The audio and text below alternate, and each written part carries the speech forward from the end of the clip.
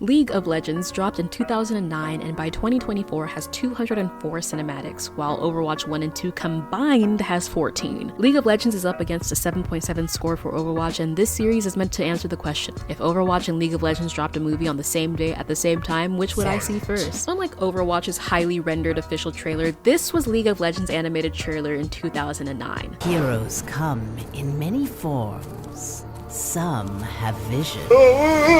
I'll give League of Legends some grace here and start chronologically with A New Dawn. In A New Dawn, we're dropped right into the characters fighting in a muddied forest. From the get-go, I am hooked. Why are we running? Is that blood? Why are we being hunted? Why is everyone so hot? These people are just like they're going to 5 different events. What's going on? And most importantly, how does it look so good? 4 years after the trailer, League's animation looks like this. Sure, Ahri's hair looks crunchy with 1 month no wash and her hairspray from last week is crystallizing, but the movement of the characters is fluid and bouncy, and the effects are top tier. From the jump, Riot Games throws you into the world they've built with no explanation. No hand holding, you don't get a lore drop from an excited teenager, nor any dialogue to help you understand the character's circumstances. You're just dropped into the middle of a forest. The characters are fighting in spite of the setting, rather than the setting being tailored to their abilities. The only character whose abilities are literally made for the forest setting dies 2.5 minutes in with a negative KDA. So Champion's abilities in League of Legends are based on magic, or arcane talents if you're a dweeb. The camera moves in a way that accentuates the character's abilities, which not only makes it easy to follow for someone who doesn't interact with magic in real life, couldn't be me, but also keeps you at the edge of your seat throughout the entire cinematic. And for a seasoned player, it gives you a good grasp on how these characters' abilities actually translate in an uncontrolled environment. For instance, you can't really consider how big Nautilus is in-game, so seeing him in A New Dawn and watching him use his abilities is bewildering.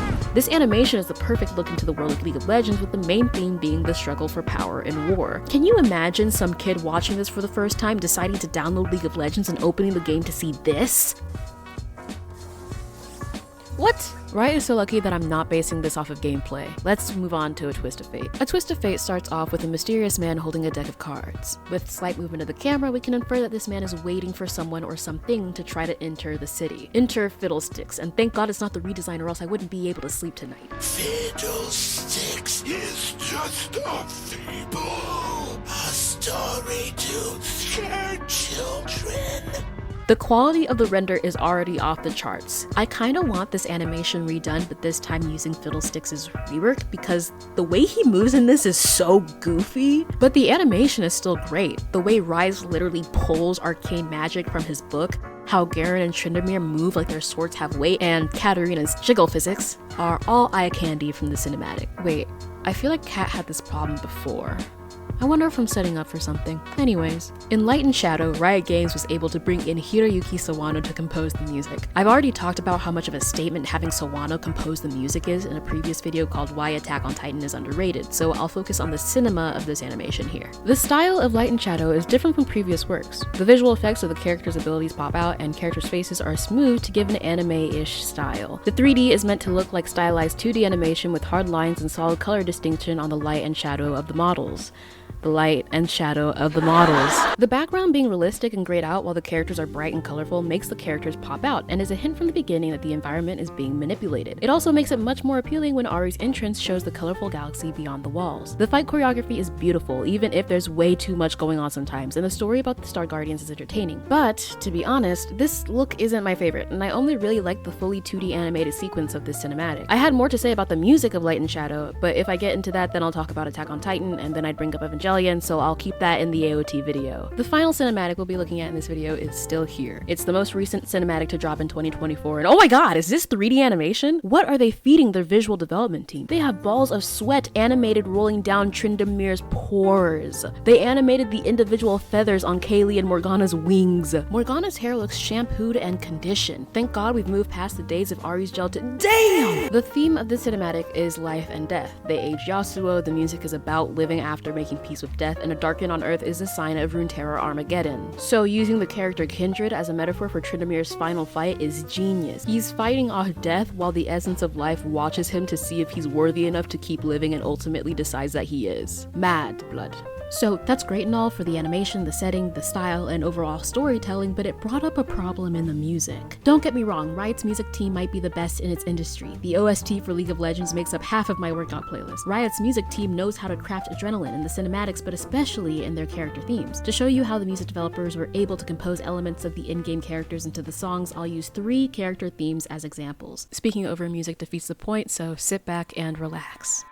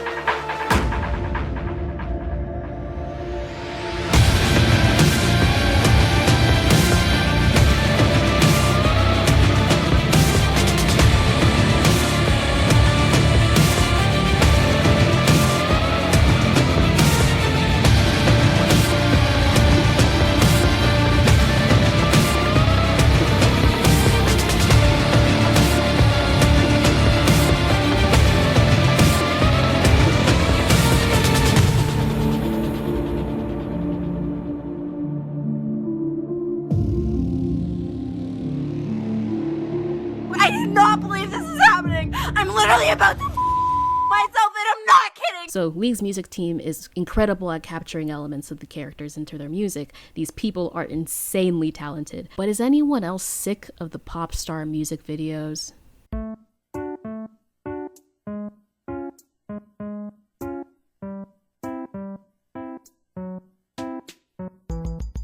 After KDA came out and was a huge success for Riot, their character trailers and the out-of-game content they were putting out began to change. Dramatic character trailers turned into music videos for largely pop or EDM music. It's not the pop music that's the problem, but the fact that the cinematics don't give us any lore. It's all non-canon side stories rather than being something like As We Fall, which gave us some emo pop music while also giving us the backstory for a character. In 2021, Riot's music composition team initiated an Ask Me Anything on Reddit and let the audience know that Riot gives them a huge degree of creative liberty when making champion themes and the like. The narrative teams write the stories, and the music team gets to go ham. There's even a long-running fandom joke that Riot Games is a music company that also happens to make video games, because the amount of skill and creativity that goes into the music outshines almost everything else, especially the gameplay. Not to say that I hate pop music. To be 100% clear, Riot Games doesn't make bad music, but I am saying that League of Legends and Riot in general has something to gain from using a full orchestra. Their character login music tells me that their music team knows this too, so it may come as a surprise that in 2020, Riot removed the login screens from their game. The decision to remove this part of League put the company in some hot water, but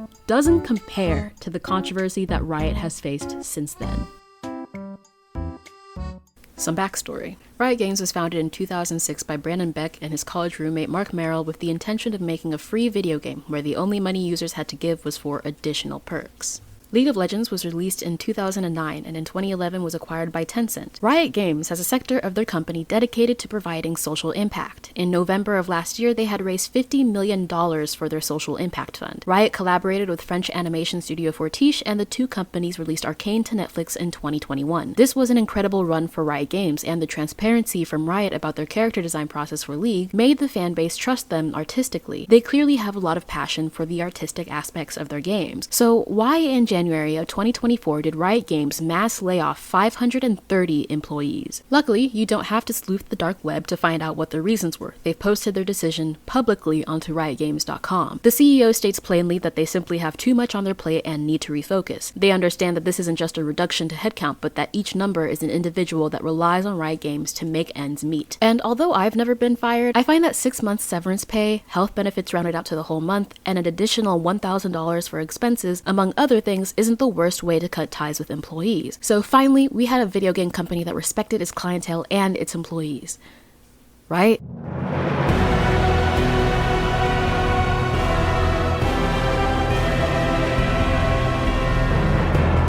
Riot Games has been under a ton of pressure. And current and former employees have accused the also claims toxic, outspoken female employees denying them promotions and pay raises, and in some cases, assigning, suspending them, or even terminating them.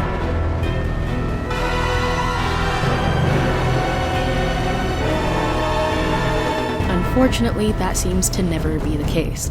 In 2018, Kotaku published an article titled Inside the Culture of Sexism at Riot Games. Kotaku spoke to 28 former and current, at the time, female members of Riot Games. Although many of these women reported that Riot Games' bro culture made it a sexist place of employment, some denied experiencing any harassment at all. A female employee at Riot Games, who is codenamed Lacey in this article, attempts to get an idea through to her team, and once it's basically ignored, asks a male co-worker to present the exact same idea as his own. After the idea was presented by a man, the idea was pushed through. Many people who left the company were restricted from commenting on their experience at Riot because of a signed NDA. Others were given severance pay only after they talked to Riot Games' HR team. I'm sure you were impressed by the $50 million raised for Riot's social impact fund, but much like its diversity and inclusion page on its website, only came out after Kotaku reported on this. In fact, the diversity and inclusion page was reportedly only applied mere days after Riot learned about Kotaku's investigation. There are multiple claims of harassment, unwanted touch, distasteful pictures from male colleagues and superiors. 3 women reported being groomed for promotions.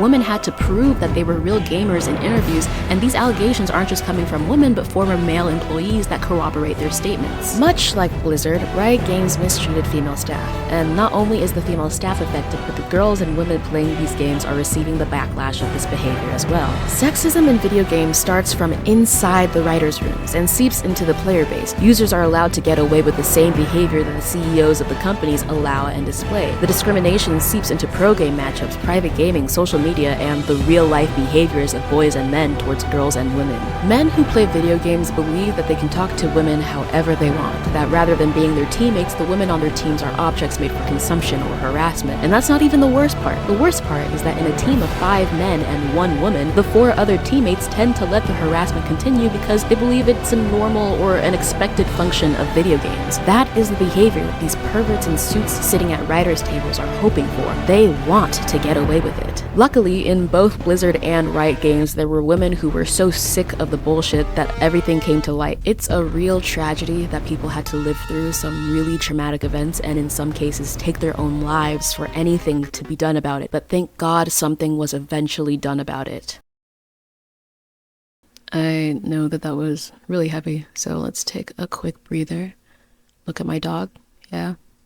Ready to move on to the in-game sexualization of women, where we don't talk about anyone's deaths or actual harassment. Alright.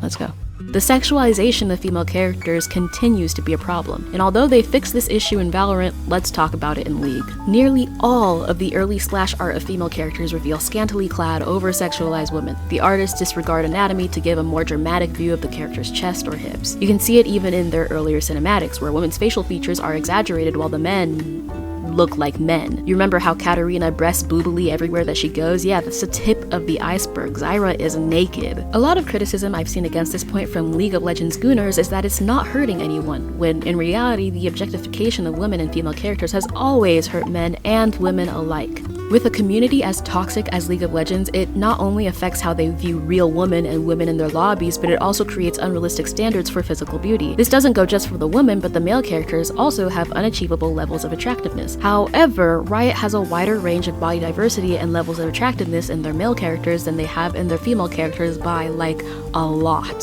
And Riot Games have clearly realized that this is a problem because this is Morgana's outfit in her first appearance and this is her in her most recent appearance. So luckily the problem is being addressed somewhere in those writers' rooms, which goes to show that you can be casual while also upholding a professional environment. The company responded to the allegations brought forth by Cecilia in a 2020 article uploaded to riotgames.com titled Lessons Learned Guiding Riot Games Through a Cultural Crisis by Nicolo Laurent. The article outlines the creation of new channels and tools they've input to try and give the people at Riot the space to be heard and intellectually and emotionally understood in a way that mattered. I'm sure part of the reason that Riot Games didn't crumble as hard as Blizzard did when their sexual harassment allegations came out is that Riot Games isn't here to teach you anything from their story. It doesn't get on a high pedestal and preach about how you, the viewer, should be a better person while doing scummy things in the shadows. The goal of this media is purely to entertain. League of Legends is just a story about magic, a very exploitive story about magic. Nonetheless, it is a very exploitive story about magic that is very close to my heart, so let's give them their points and give credit where credit is due. For animation, there is 1 point removed for that scene in Warriors where all the voidlings stop walking and they don't try to hide it at all. For setting and backgrounds, Riot gets a 10, obviously. For music, I'm gonna give them a 9 because I'm biased against the pop star music videos. Sorry. And KD wasn't bad either, let's be very clear. For the overall style, I'm gonna give them a 7. The style of the animations change between every cinematic, and although the styles are never bad, there's no consistency, and since Arcane doesn't count, it's gotta be a 7. And for overall moral of the story, 4. But I'm only adding 1 point because the Social Impact Fund supports nonprofit organizations, but I can't find where that money is going. I've looked and nothing. 9 plus 10 plus 9 plus 7 plus 4. There are 5 categories. Wait, did I do it out of 5 for Overwatch? So equal it out divided by 5. Wait a damn second. I was sitting here expecting League of Legends to wash Overwatch. League of Legends wins with a 7.8. They won by 0.1. Anyway, it's clear, I definitely watched the League of Legends movie first, only if Senna's in it, but that's just my take. I've had a blast working on this little 2-part miniseries. I've read all of the comments, every single one. I read one comment asking me to compare Valorant after I finished the League of Legends video, and I'm considering it. Thank you for interacting with this and getting it to a part 2. You can let me know whether you agree or disagree in the comments, and I'll catch you in the next one. Also, respect women. Thanks for watching!